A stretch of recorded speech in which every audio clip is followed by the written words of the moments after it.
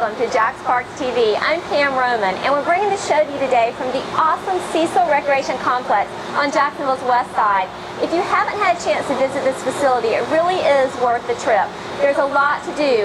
There's a basketball gymnasium, fitness room with free weights and cardiovascular equipment. There are also racquetball courts, a girls softball quadruplex, trails for hiking, biking, and horseback riding, a community center, and this, my favorite spot, the Cecil Aquatic Center.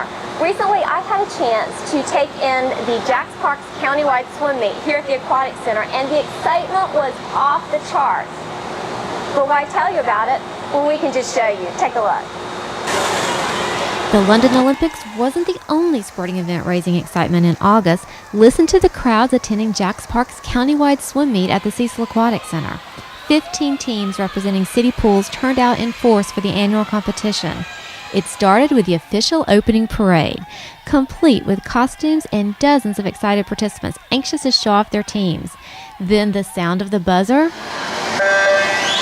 and the competition was underway.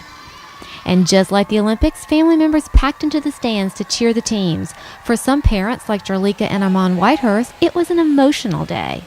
It just brings me great joy to be able to just cheer them on and to say, hey, you can do this, you have this, okay?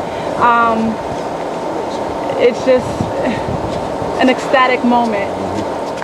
A highlight of the day was the announcement of Jax Parks' 2012 select team.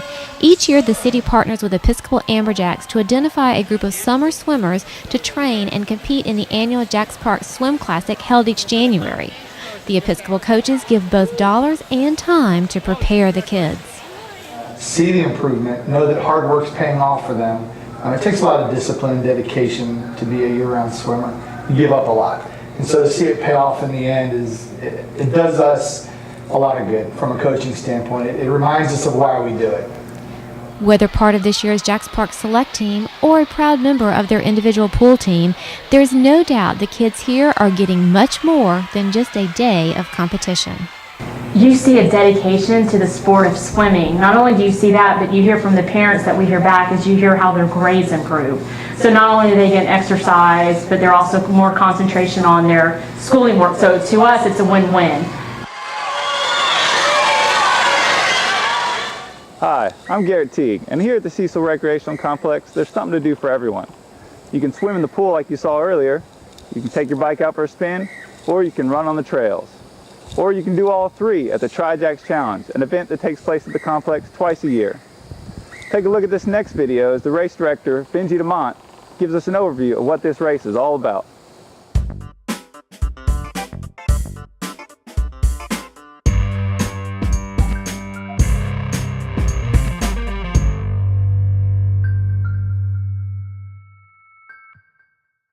Hi, I'm Benji DeMont. I'm the race director for the Tri-Jax Challenge Triathlon. This is a biannual event sponsored by Jax Parks and the Episcopal Amberjack swim team. It consists of two events, a sprint and a youth event. They're all located here at the Cecil Recreational Center. So stick around, we'll show you some of the highlights. Both races start in the Olympic-sized Cecil Aquatic Center. We're going to use a time trial start snake swim format, which is great for beginning athletes, children, or anyone not comfortable with the mass starts of open water events. And because it's indoors, you don't have to worry about any other critters in the water with you.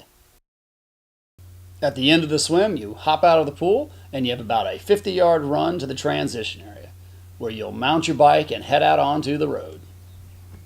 Good job, push your shot. The course is flat, mostly straight, and completely closed to traffic for the youth races, providing a safe environment for the kids while also allowing for the time trial cyclists to really open it up.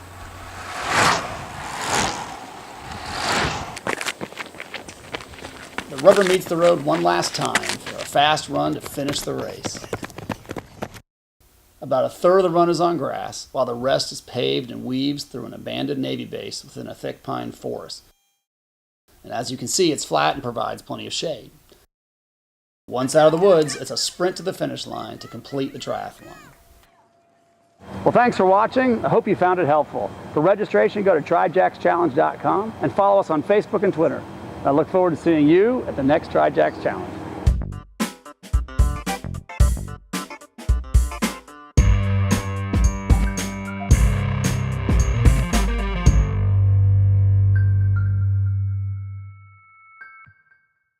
Now, if any of you parents out there are still unsure about signing your kids up for the TriJacks Challenge, here's a quick message on how you can benefit from your kids competing in this race.